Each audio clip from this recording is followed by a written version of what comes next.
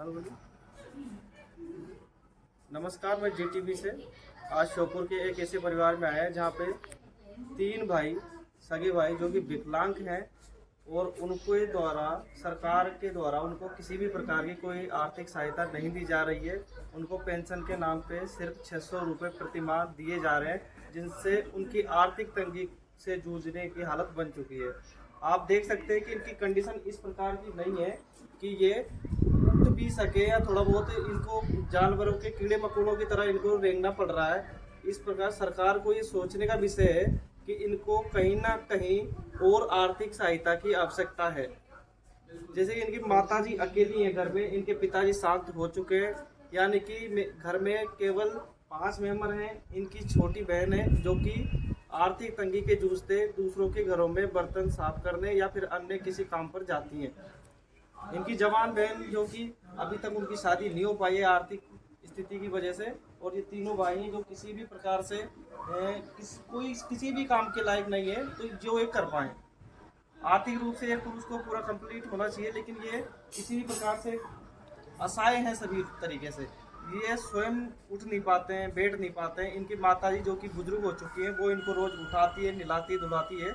अभी भी लालन पालन बच्चों की तरह उनको करना पड़ रहा है, क्योंकि ये सरकार के पास कई बार गुहार लगा चुके हैं। अपनी बातों को लेकर इनकी कोई भी सुनवाई अभी तक नहीं की गई है।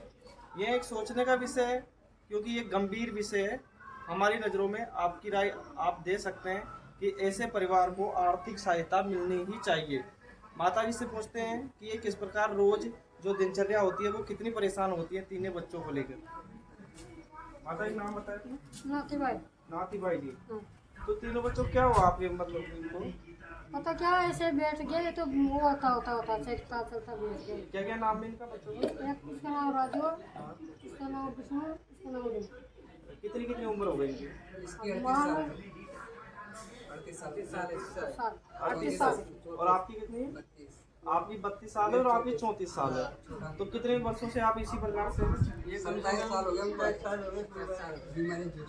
तो माता जी इनको मतलब कितनी परेशानी आती है आपको? बहुत परेशानी आ गए सामने होता तो उन्होंने कहने के न तो मसू उठे न मसू बैठे वजन उनमें मसू न तो उठे। तो इनको फिर नहलाना धुलाना भी आप ही करते हैं? अब करूँ ना और खाना वगैरह भी सब आप बनाते हैं? सरकार द्वारा कितनी पेंशन दी जा रही है? 600 रुपये दे रहे हैं। 600 रुपये? 600। अच्छा, और उसके अलावा? उसके अलावा कुछ भी नहीं। कुछ भी नहीं। और आपको विधवा पेंशन मिलती हाँ है? मिल रही है। कितनी मिलती है? 600। 600 रुपये आपको मिलती है। तो यानी चारों लोगों को 600 रुपये वर्तमान समय में मिल रहे हैं। हाँ। तो आप सरकार से और क्या चाहते हैं कि क्या मिलना चाहिए आपको? मिलना चाहिए, तुम जाने बात में खर्च हो चाहिए तो कोई काय काय नहीं चाहिए, मदद चाहिए काय काय की। तुमको देखो, तुम ही जानो, तुम ही देख लो सब। तो इनको समय समय पे डॉक्टर पे भी ले जाना पड़ता होगा? ले जाओ समय तो कहीं ज़्यादा तबीयत खराब हो जाए तो भर्ती करनी पड़े, भर्ती भी करना पड़ता है। चलो, आप विष्णु से और राजू से जानते हैं कि लोग क्या क्या समस्या है। कब से हो रही है समस्या? बेचारी हमसे कम से कम 27 साल हो गए। बीमारी बताते डॉक्टर क्या बताइए क्या बीमारी। अच्छा, तो आप कलेक्टर साहब के पास भी गए थे? शिवम वर्मा जी जब श्योपुर के कलेक्टर वो थे, तो उस समय उनसे आपकी बात हुई थी, तो क्या बोला था उन्होंने? सर हम गए तो उन्होंने एक ही बात सुनी हमारी, बस लाइट की बिल की बात सुनी और कुछ आगे बोला नहीं उन्होंने। तो लाइट का बिल माफ हुआ उसके बाद? कुछ भी नहीं हुआ उससे। लाइट का बिल भी माफ नहीं हुआ? नहीं हुआ। और क्या आर्थिक सहायता देने की बात की थी? उन्होंने वो तो आधार कार्ड का नंबर ले आते हैं, वो फोटो कॉपी लेते हैं, 5-5 हज़ार रुपये देते हैं तो शायद हो जाए। तो आप तीनों को 5-5 हज़ार रुपये देने की आर्थिक सहायता के लिए बोला था, जो भी सिर्फ एक ही बार मिलेंगे। तो आप देख सकते हैं कि अगर इनको एक बार 5 की जगह पे अगर 15,000 भी दे दोगे तो इनका क्या जीवन कट जाएगा 15,000 में? किसी भी प्रकार से कोई भी व्यक्ति का 15,000 रुपये 5,000 रुपये में तो जीवन नहीं कर सकता।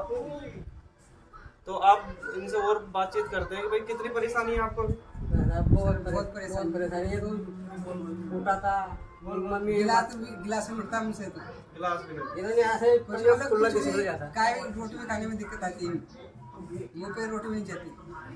उनको खाना खाने में भी समस्या आती है और इनसे एक गिलास भी नहीं उठाया जाता है, क्योंकि हाथ पैर पूरी तरीके से छीण हो चुके हैं। कितनी उम्र हो गई आपकी? 34 साल हो गए। 34 साल 38 साल और 32 साल इनकी उम्र हो चुकी है। तो ये वयस्क हैं लेकिन अवयस्क की रूप से ये जीवन जी रहे हैं। और यहाँ के जो कौन है, यहाँ के पार्षद कौन है? पार्षद वार्ड मेंबर है दीपचंद देगा। दीपचंद रेगर। तो उनके पास गए थे कभी? गए नहीं, सुनवाई नहीं करता था सर उनसे चाहे मिलना तो नहीं जाना नहीं, अपनी कुछ भी नहीं करता तो समस्याओं को बताया तो उसने? कहता मेरा मेरा समस्या है बताइए। सब 3 बार विकलांग खूब आओ तो नहीं, ये तो उनको भी दिखाई दे रहा होगा कि तीनों हाँ, भाई देख विकलांग है, लिया लेकिन कोई आर्थिक मदद की उन्होंने? आज तक नहीं नहीं नहीं आज तक नहीं बोला। किया। आज तक नहीं किया। तो वोट तो आप देते होंगे ना? फिर उसको सर बोर्ड वाली गाड़ी आती है तो जब वोट दिया तो आपका अधिकार तो उनसे मांग सकते हो। अब गाड़ी ले वोट के लिए तो गाड़ी ले आके हमारे घर पे गाड़ी बड़े कर गाड़ी ले आके गाड़ी खड़ी करते बांधे पे उठाने अच्छा, के वोट चार वोट के लिए तो गाड़ियाँ लेके आ गए। अन्नू कह रहा मेरा सब कुछ भी नहीं आप देख सकते हैं कि किस प्रकार की परिस्थिति वोटों के समय में होती है। कि इनका कहना है कि जब ये तीनों भाई चल फिर नहीं सकते, ये मतलब पन्नी बिछाते नहीं, फिर उसको ऊपर रेंगते हुए जाते हैं। लेकिन जब वोट देने का समय आया था तो इनको गाड़ियों में बिठा बिठा के 4 व्हीलर द्वारा, स्कॉर्पियो, फॉर्च्यूनर, क्योंकि वोट का समय होता है, आपको जानकारी है, वोट का समय होता है तो प्रत्याशियों को कुछ नहीं, सिर्फ वोट दिखता है, व्यक्ति नहीं दिखता। व्यक्ति की शक्ल को भूल जाते हैं क्योंकि ऐसे लोग सिर्फ जनसंख्या के लिए पैदा होते हैं। सरकार की नज़रों में ये सिर्फ आंकड़ा है, एक संख्या है, ना कि मानव जाति के लिए। अब उनको ऐसा लगता है कि संख्या है, सिर्फ वोट है, लेकिन ऐसा नहीं है, जीवन है, जीते जागते लोग हैं। इनकी आर्थिक सहायता के लिए थोड़ी मदद करें।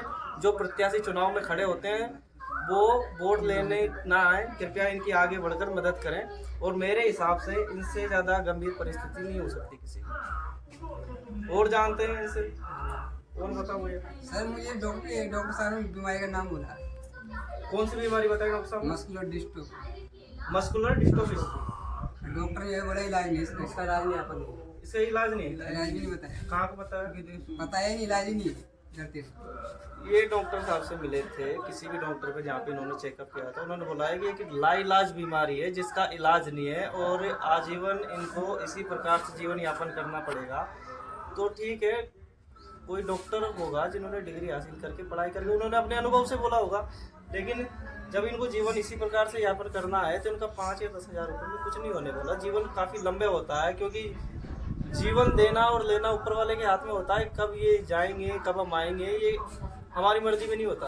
अगर ये 100 साल भी जिए, 80 साल भी जिए, तो जब तक जीवन तो इनको जीना पड़ेगा, खाना तो खाना पड़ेगा पर डे। तो इस हिसाब से आप बताइए कि इनको कितनी धनराशि सरकार द्वारा प्रति माह मिलना चाहिए, क्योंकि 4 लोग हैं और चारों ही, इनकी माताजी की उम्र भी 80 वर्ष के आसपास है, जो कि लगभग बुजुर्ग हो चुकी हैं और उनसे इनका भार अब नहीं ढोया जाता।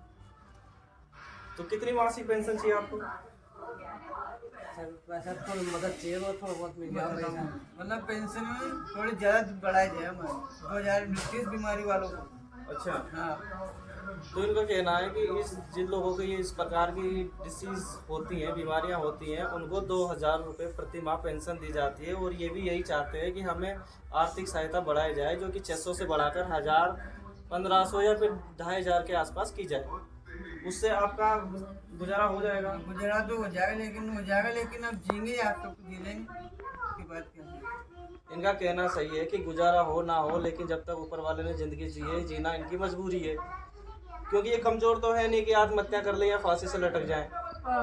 जीवन तो इनको जीना ही पड़ेगा। ऊपर वाले ने जीवन दिया है तो जीना भी चाहिए, लेकिन इस प्रकार के जीवन से तो अच्छा है कि ये लोग मर जाएं, भगवान इनको मौत दे दे। क्योंकि कोई भी प्रशासनिक अधिकारी, प्रत्याशी जो हर चुनाव के समय पे भीख मांगते हुए वोट मांगने आ जाते हैं, यहाँ पे भिखारियों की तरह दरवाजों पे खड़े हो जाते हैं, उनको शर्म आना चाहिए। इन लोगों को शर्म नहीं आएगी क्योंकि ये तो गरीब हैं। शर्म तो आप लोगों को आना चाहिए। डूब मरिए किसी चुल्लू पर पानी में जाके। आप ही के वार्ड में इस प्रकार के 4 लोग रह रहे हैं और आपके पास कई बार गुहार लगा चुके हैं और आप इनकी सुनवाई नहीं कर रहे हो। आपको वास्तव में शर्म आना चाहिए। वार्ड कौन है यहाँ के, मतलब गए थे दोबारा उनके पास? विधायक बाबू जी ने उनके पास गए 2-3 बार हुए। 2-3 बार। वो भी ऐसे कहता है, वो भी लाइट की बिल बात करता है, इनका लाइट बिल माफ कर दो। तो इनको लाइट का बिल माफ करवा के जितने भी प्रत्याशी हैं वो क्या साबित करना चाहते हैं कि लाइट चूसते हैं या फिर लाइट खाते हैं? लाइट के कीड़े नहीं है ये इंसान है। ये लाइट के हिसाब से नहीं चलते। ये इनको लाइट की आवश्यकता नहीं है, इनको रोटी की आवश्यकता होती है दोनों समय। और देखिए इनकी कंडीशन, ये क्या उठ पाएंगे, क्या चल पाएंगे? अगर किसी की उंगली भी कट जाती है तो उसको महीने भर तक उसको चैन नहीं पड़ता। इनके तो पूरे हाथ पैर ही कट चुके हैं, इनके तो हाथ पैर है ही नहीं। माता जी और कुछ कहना है आपको? वैसा उसको भी जाना मैं दिया चाहे इमरजेंसी में बैठा रहे मैं सताई। देखिए इनकी माता जी की आंखों में आंसू हैं और ये अपने बच्चों के लिए बहुत की दुआई मांग रही है भगवान से कि ऐसी जीवन से ये मर जाए तो ज़्यादा बेहतर है। आप अंदाज़ा लगा सकते हैं कि ये कष्ट में है। तो सभी प्रशासनिक अधिकारी कृपया इनकी मदद करें। धन्यवाद। जय हिंद, जय भारत।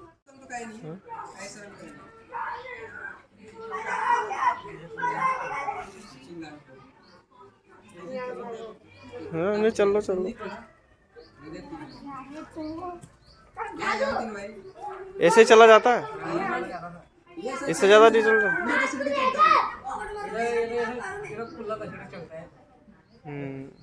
इनके तो देखो अच्छा बताओ तुम तो